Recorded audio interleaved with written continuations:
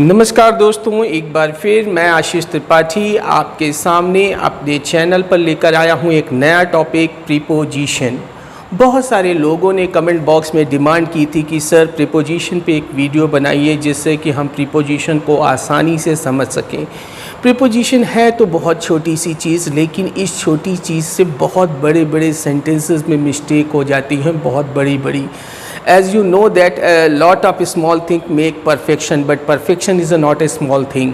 बहुत छोटी छोटी चीज़ों से संपूर्णता आती है, बट संपूर्णता कोई छोटी चीज़ नहीं है। तो आपको ये प्रीपोजिशन का नॉलेज देना बहुत ज़रूरी है, और प्रीपोजिशन में बहुत सारे प्रीपोजिशंस होते हैं। हम कोशिश करेंगे सभी प्रीपोजिशंस का नॉलेज आपको दे सकें, लेकिन शुरुआत तो कहीं एक जगह से करनी होगी, और उस शुरुआत हम करना चाहेंगे कि what is the concept of preposition. Prepositions होते क्या हैं? सेंटेंस के अंदर आने वाले नाउन प्रोनाउन का रिलेशन जो दूसरे शब्दों से दर्शाते हैं, उन्हें हम प्रीपोजिशन कहते हैं। जैसे I will come on Monday, मैं आऊँगा सोमवार को। तो सोमवार एक दिन का नाम है, और आई विल कम को सोमवार से किसने जोड़ा? ऑन ने। तो I will come on Monday, तो on is a preposition. My pen is on the table, तो ऑन द टेबल के बीच में ऑन आकर पूरे सेंटेंस को टेबल से किसने जोड़ा? ऑन ने। तो ऑन हो गया एक प्रीपोजिशन। ठीक है, तो इस प्रकार से आपको ये समझना होगा कि सेंटेंस के नाउन और प्रोनाउन को उस सेंटेंस के दूसरे शब्दों से जोड़ने वाले शब्द प्रीपोजिशंस कहलाते हैं। प्रीपोजिशंस मुख्यतः चार प्रकार के होते हैं: simple prepositions, compound prepositions, phrasal prepositions and participle prepositions. ये केवल जानकारी के लिए आप अपने पास रखिए, क्योंकि हम लोग बात स्पीकिंग की कर रहे हैं, तो स्पीकिंग में जितना आप अभ्यास करोगे उतना आपको ये चीज़ें याद नहीं करनी पड़ेंगी, आपकी डेली प्रैक्टिस में आ जाएंगी। हम और आप बहुत सारे लोग 90% हो सकता है जो इंग्लिश किताबें पढ़ते हैं, इंग्लिश न्यूज़ देखते हैं, मूवीज़ सीरियल्स देखते हैं, उनका प्रीपोजिशन का ज्ञान अकॉर्डिंग टू द बुक्स सही ना, लेकिन उनकी प्रैक्टिस इतनी अच्छी होती है कि वो सही प्रीपोजिशन का प्रयोग करते हैं। लेकिन जो बिगनर्स हैं, जो एक सिस्टमैटिक से तैयारी कर रहे हैं किसी कॉम्पिटिटिव एग्ज़ाम्स की, उनको प्रीपोजिशंस का नॉलेज बहुत इंपॉर्टेंट है, क्योंकि प्रीपोजिशन से रिलेटेड बहुत सारे questions error of the sentence में दिखाए जाते हैं। सेंटेंस में जो एरर होती है उसके लिए कॉम्पिटिटिव एग्ज़ाम्स में प्रीपोजिशंस की एरर बहुत ज़्यादा आती है। तो हम चाहते हैं कि हमारे सभी व्यूअर्स को इस चीज़ का ज्ञान हो जाए। इसके लिए मैंने सरल करने का प्रयास किया है। ऐसा नहीं है कि प्रीपोजिशंस का ज्ञान किताबों में नहीं है, लेकिन उसको सरल करने का प्रयास हम कर रहे हैं, और आशा है कि आपको ये चीज़ समझ में आएगी।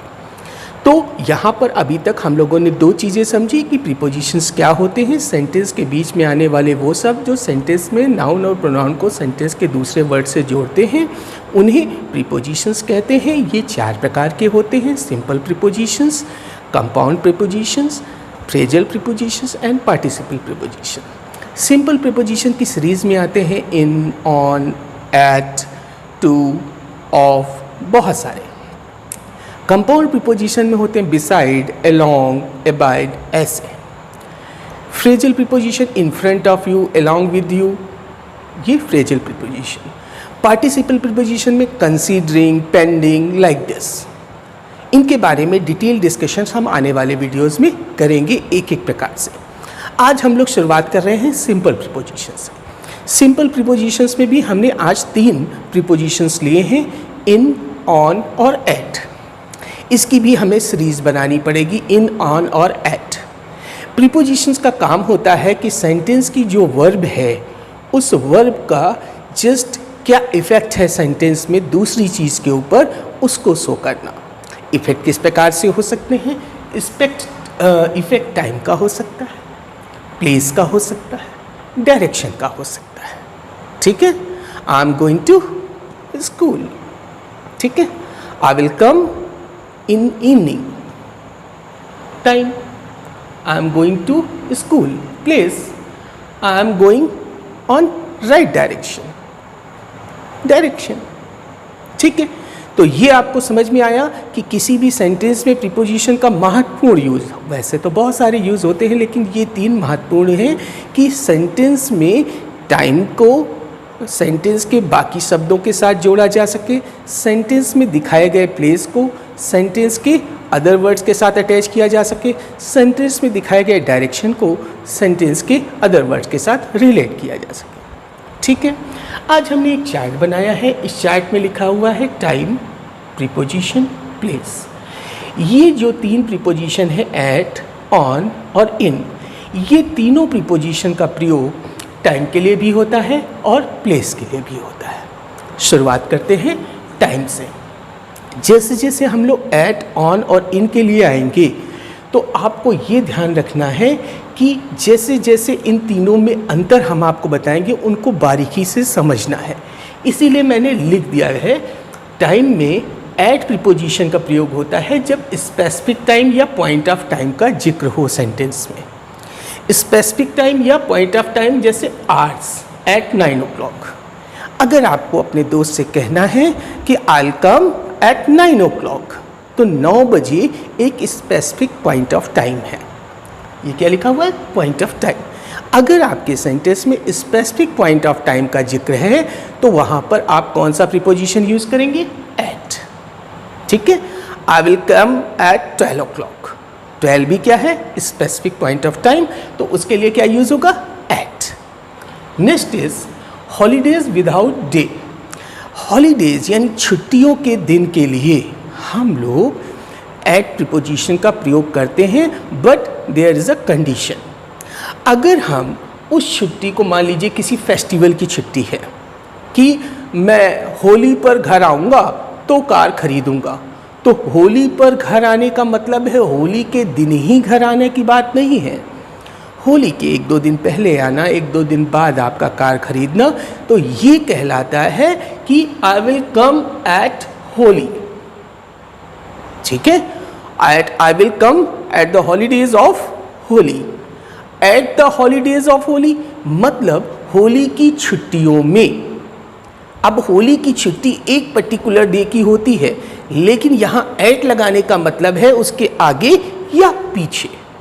ये कॉम्पिटिटिव एग्जाम्स के लिए बहुत इंपॉर्टेंट चीज़ है कि मैं दिवाली पर कार खरीदूंगा, तो it is not important that on day of Diwali, Diwali के दिन ही आप कार खरीदेंगे। जब होली के, दिवाली के ड्यूरेशन में डिस्काउंट ऑफर आते हैं तब आप कार खरीदेंगे, तो वहाँ पर आप एट का प्रयोग करेंगे। Is it clear?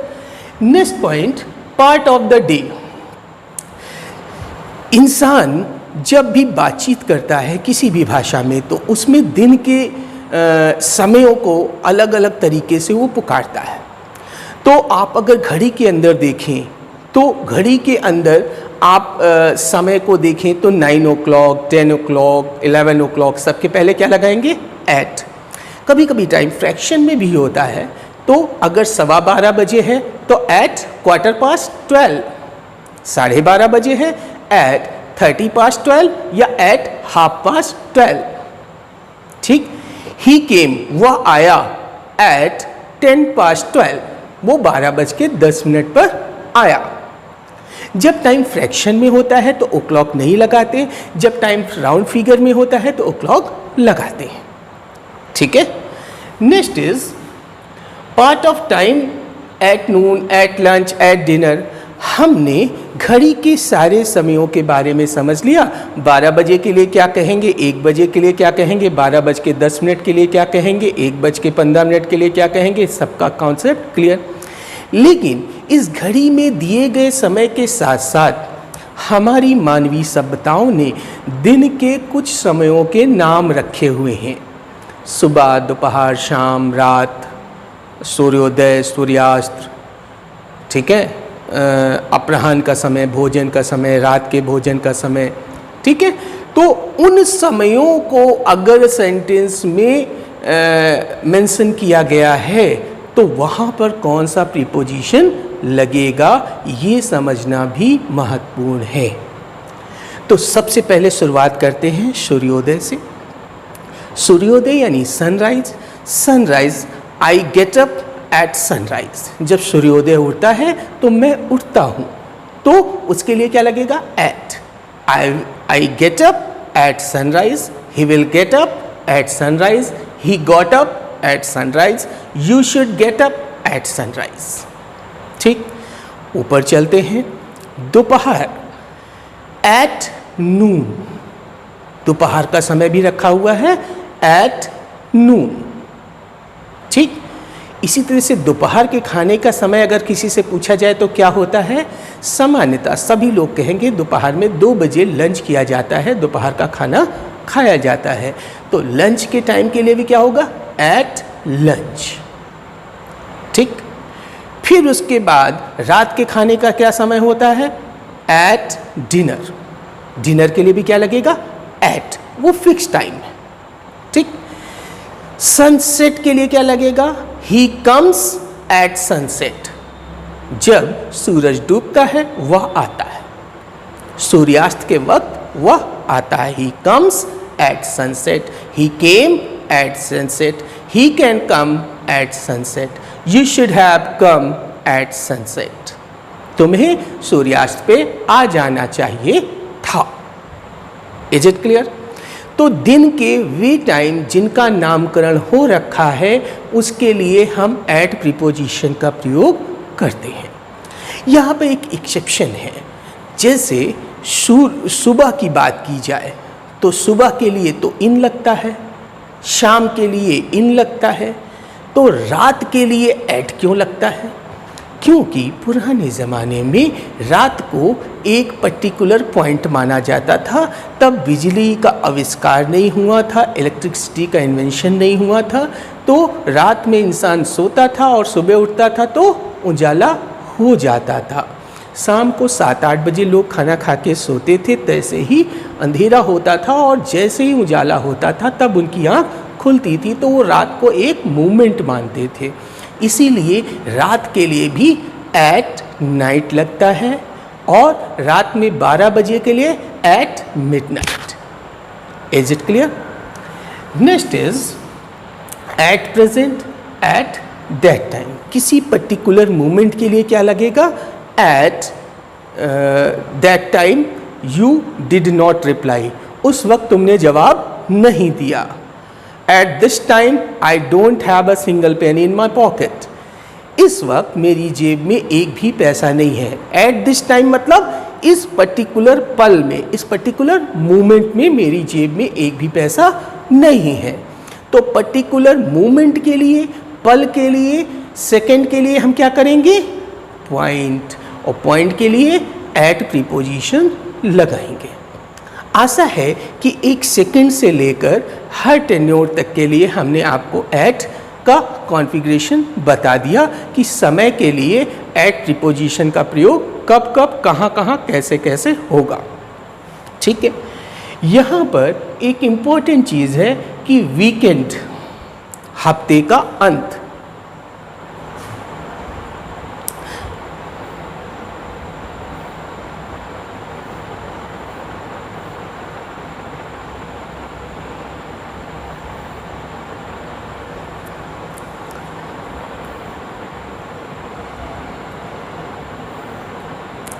हफ्ते के अंत के लिए हम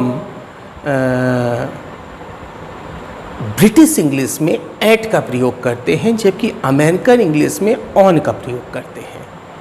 जैसे I will meet you on weekend, this is American prepositional system. और अगर ब्रिटिश इंग्लिश की बात करें, I will meet you at weekend, ठीक, मैं हफ्तांत में आपसे मिलूंगा। तो यहाँ एट और ऑन दोनों को समझना ज़रूरी है कि अगर हम अमेरिकन इन्फ्लुएंसर से मिल रहे हैं जो अमेरिकन इंग्लिश से ज़्यादा प्रभावित है, तो हम वहाँ पर एट का प्रयोग करेंगे। वो ब्रिटिश इंग्लिश वाले से मिल रहे हैं तो एट का, और अमेरिकन इंग्लिश में बात कर रहे हैं तो ऑन का प्रयोग करेंगे। लेकिन यहाँ एट और ऑन के बीच की कहानी आपको समझनी होगी कि हम भारतीयों के लिए भारतीय कॉन्टिनेंट में ब्रिटिश इंग्लिश का ज़्यादा प्रभाव है, तो हमारे कॉम्पिटिटिव एग्ज़ाम्स में हमेशा एट वीकेंड को लेकर हमें चलना होगा। Is it clear to everybody?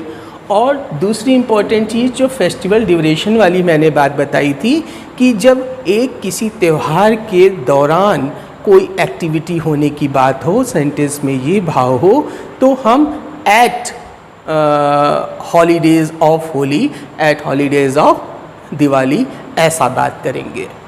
Particular दिन की बात नहीं हो रही है, उस ड्यूरेशन की बात हो रही है। I will go to my home town at Holi's holiday, holidays of Holi. Is it clear? Next we will come on the days on preposition कि on preposition का प्रयोग टाइम के लिए कैसे करते हैं। Days and date जैसा कि हेडिंग पड़ी हुई है, अगर आपके सेंटेंस में किसी एक पर्टिकुलर दिन का जिक्र आता है तो आप ऑन प्रीपोजिशन का प्रयोग करेंगे। I'll come on Holi.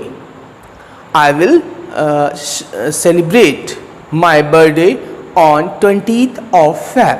मैं 20 फरवरी को अपना जन्मदिन मनाऊंगा। I will celebrate my birthday on 20th of Feb, 20 फरवरी को।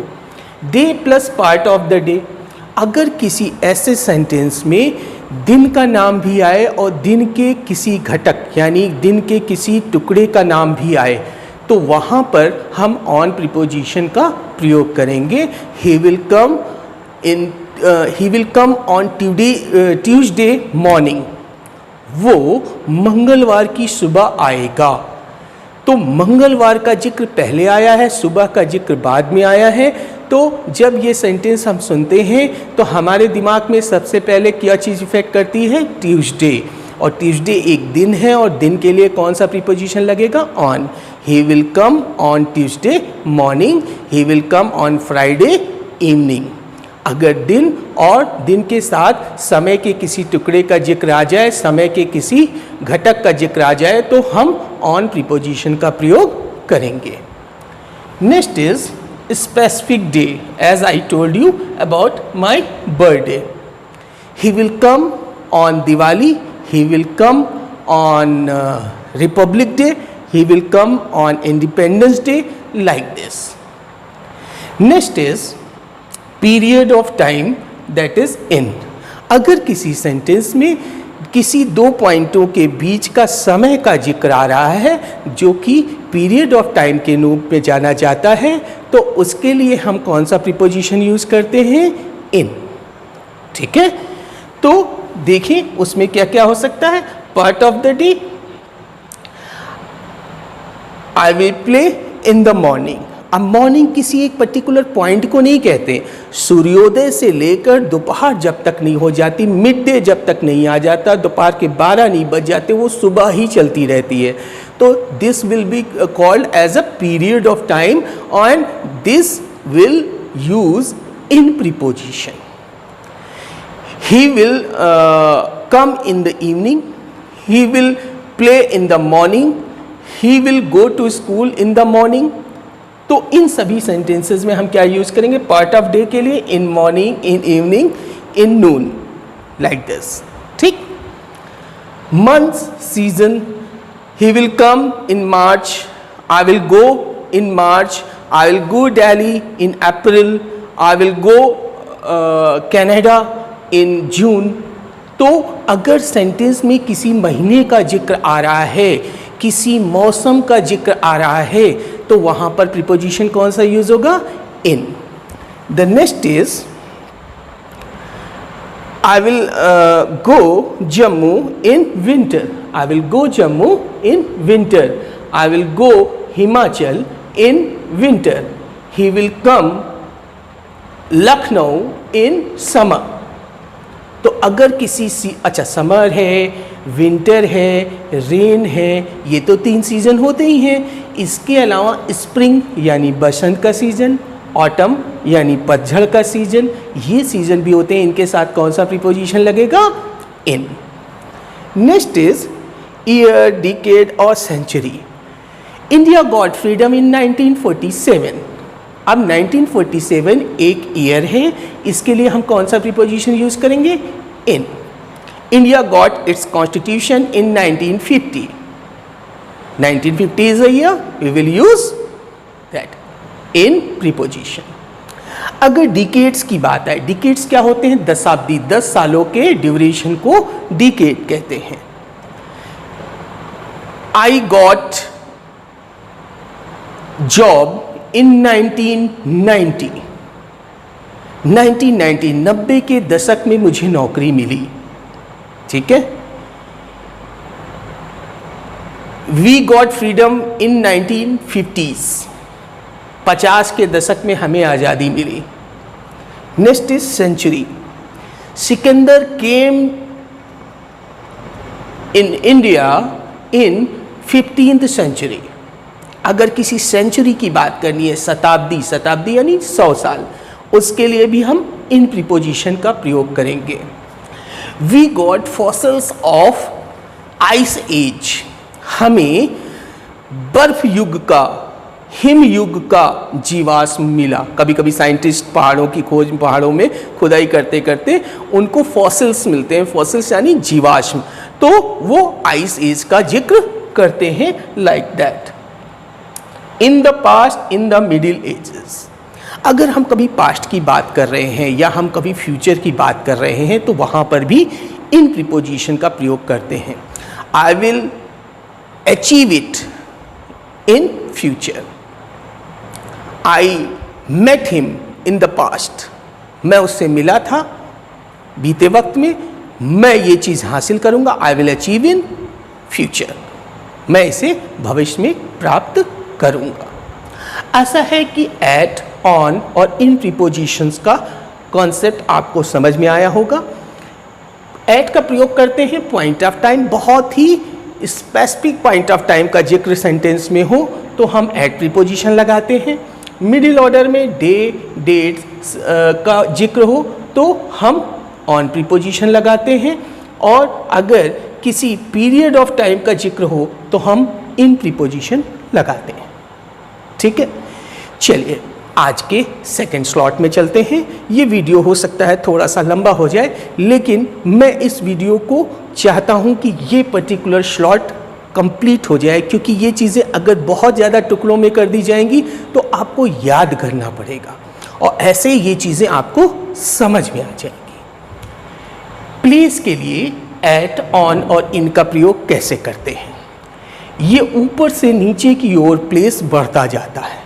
बहुत छोटे प्लेस के लिए एट, उससे बड़े प्लेस के लिए ऑन, उससे बड़े प्लेस के लिए इन. अगर पॉइंटेड प्लेस है, स्पेसिफिक प्लेस है, हम किसी को एड्रेस बता रहे हैं, he lives at Connaught Place 24 house number 24, तो that is a specific address. एक ये पॉइंटेड प्लेस है जहां पर किसी का पता है, तो उसके लिए एट प्रीपोजिशन का प्रयोग करेंगे. पापा विल बी एट होम. पापा अपने घर पे होंगे. Uncle will be at home. You should be at your home. तुम्हें अपने घर में होना चाहिए, तो उसके लिए एट का प्रयोग करेंगे. नेम ऑफ प्लेस और a particular point of place. ठीक है. मेरा घर सत्यनगर में मलिक मऊ रोड पर 24/28 हाउस नंबर है, तो यहाँ पर क्या आएगा? At. I live at 24/28 on Malik Mau road Raebareli. तो वहाँ पर हमने एक पर्टिकुलर एड्रेस को डिस्क्राइब करना है, तो वहाँ पर हम एट प्रीपोजिशन का प्रयोग करेंगे. ठीक है.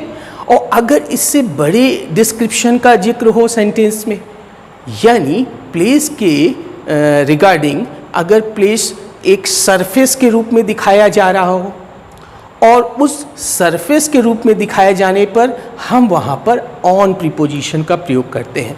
जैसे ये मार्कर मेरे हाथ पर है, this marker is on my palm.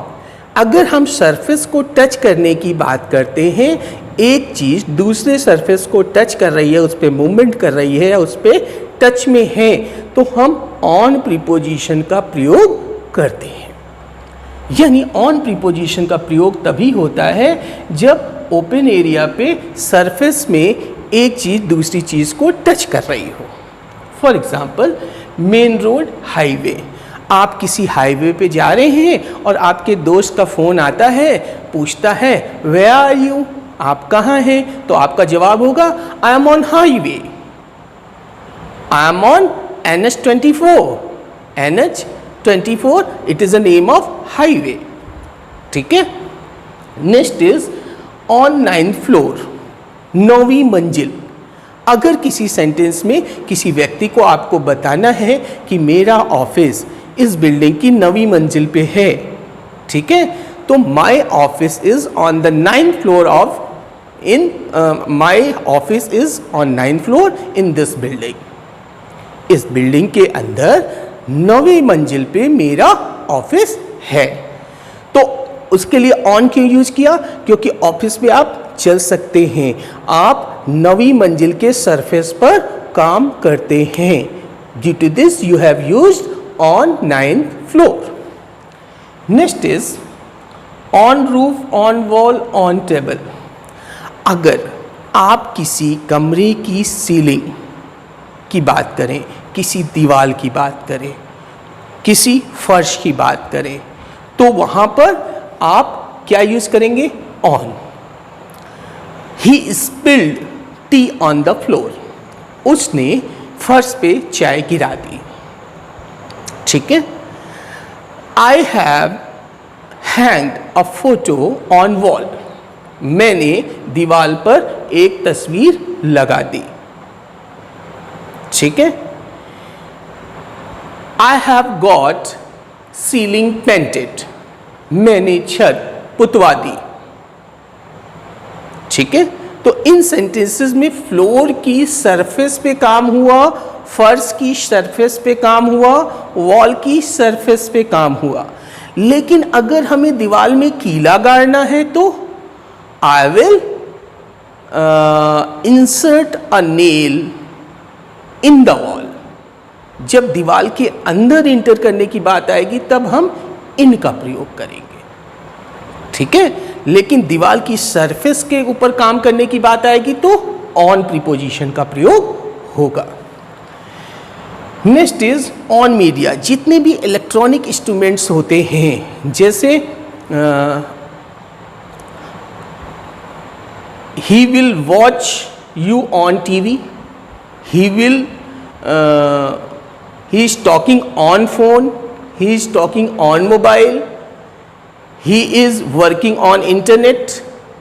तो इन सभी सेंटेंसेस में इंटरनेट, टीवी, मोबाइल और फ़ोन क्या है? Electronic instrument. इन पर हम लोग बात करते हैं क्योंकि इनके सरफेस से कोई वेव निकलकर सैटेलाइट के थ्रू दूसरे व्यक्ति तक जाती है। तो these things will use on preposition. Next is on plane, on train, on bicycle. जिन चीज़ों के ऊपर हम वॉक कर सकते हैं ऐसे व्हीकल्स के लिए हम लोग ऑन प्रीपोजिशन यूज़ करते हैं।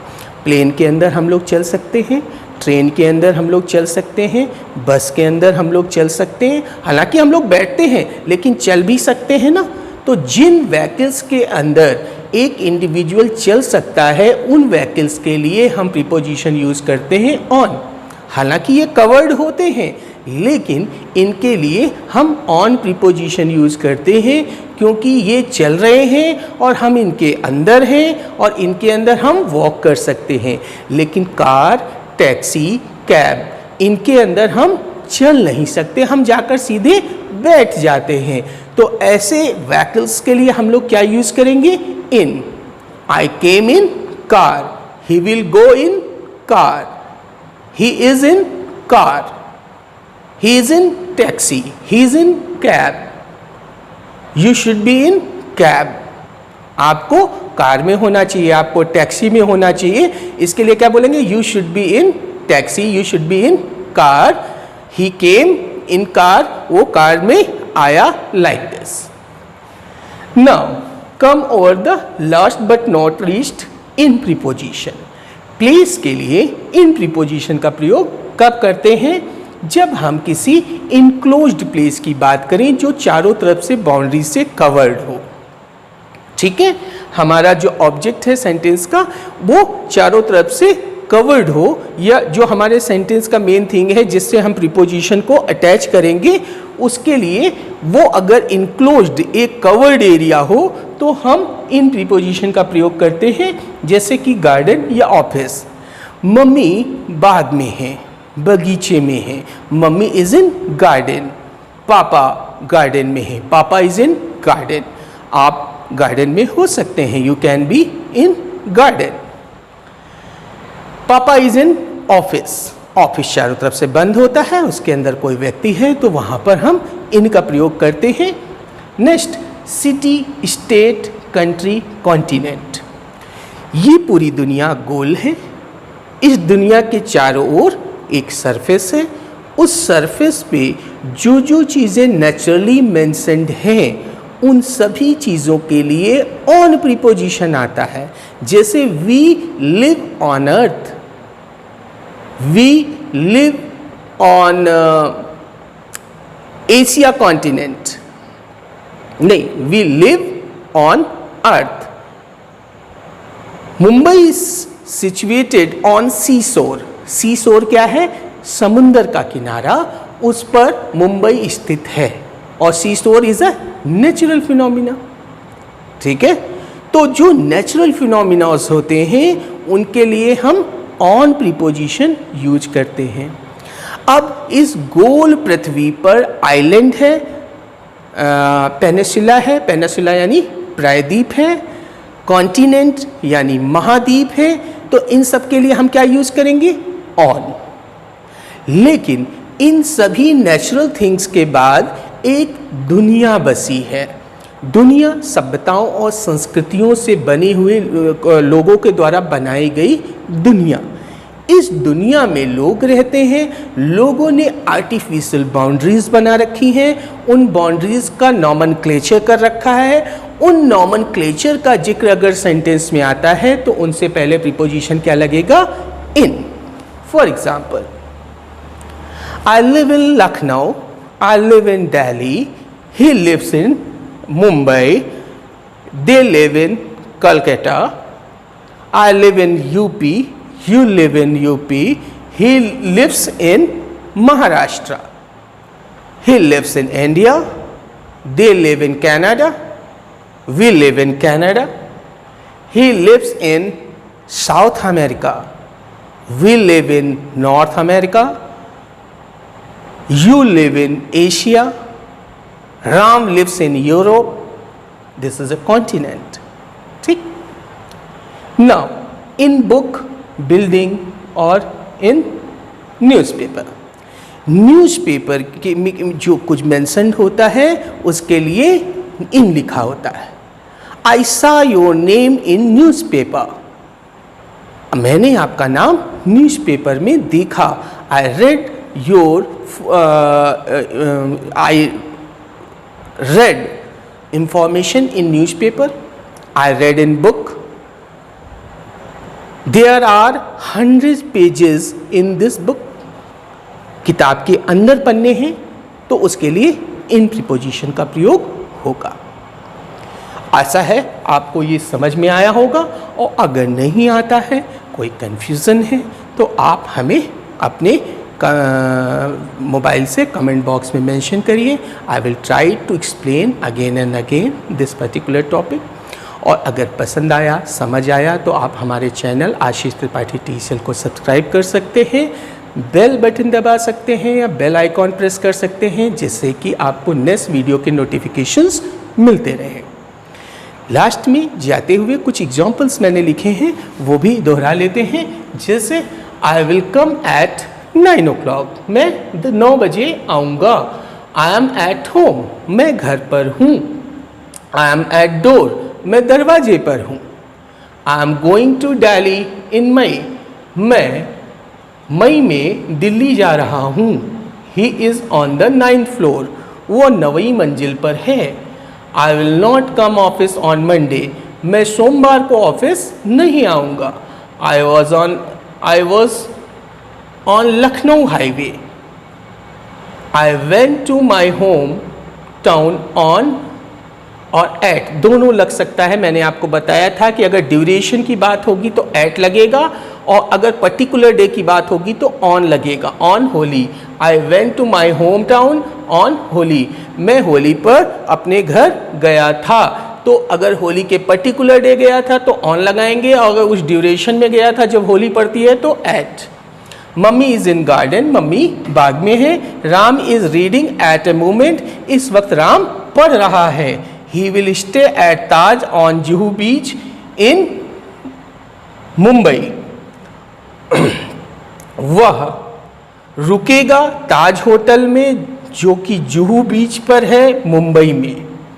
ये शहर का नाम है, इससे पहले इन लगा। ये एक नेचुरल प्लेस है, उससे पहले ऑन लगा। और ये एक पर्टिकुलर एड्रेस है, इसलिए ताज लगा।